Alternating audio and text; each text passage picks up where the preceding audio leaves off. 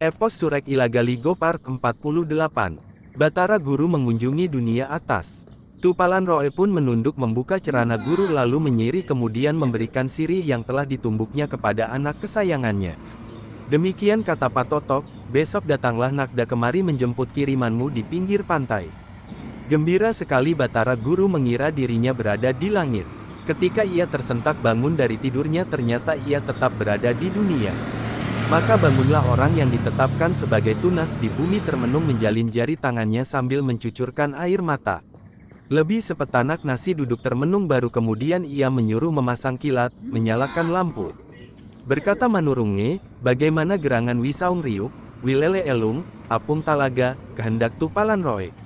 Kulihat tadi diriku naik ke langit singgah mandi di sungai di Limpo Majang, kemudian terus naik ke istana Saokuta Parepang.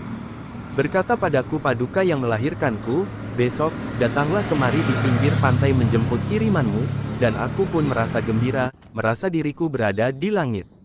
Tersentak aku bangun dari tidurku, ternyata aku tetap berada di dunia.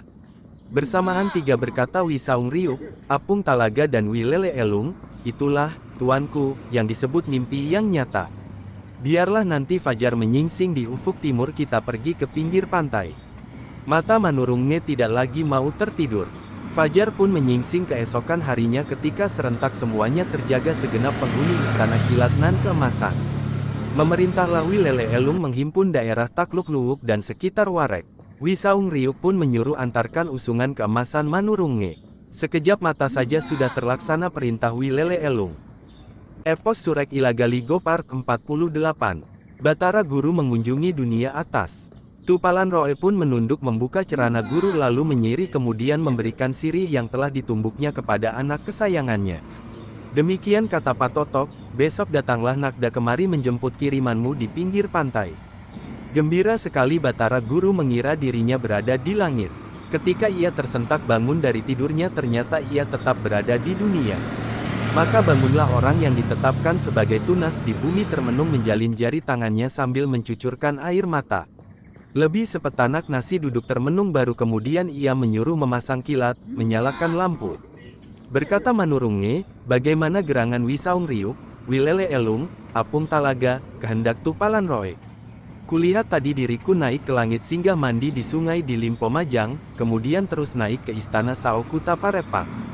Berkata padaku Paduka yang melahirkanku, besok, datanglah kemari di pinggir pantai menjemput kirimanmu, dan aku pun merasa gembira, merasa diriku berada di langit. Tersentak aku bangun dari tidurku, ternyata aku tetap berada di dunia. Bersamaan tiga berkata Wisaung Riuk, Apung Talaga dan Wilele Elung, itulah, tuanku, yang disebut mimpi yang nyata.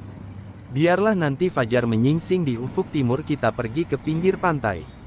Mata Manurunge tidak lagi mau tertidur. Fajar pun menyingsing keesokan harinya ketika serentak semuanya terjaga segenap penghuni istana kilat nan keemasan. Memerintahlah Wilele Elung menghimpun daerah Takluk Luwuk dan sekitar Warek. Wisaung Riuk pun menyuruh antarkan usungan keemasan Manurunge. Sekejap mata saja sudah terlaksana perintah Wilele Elung.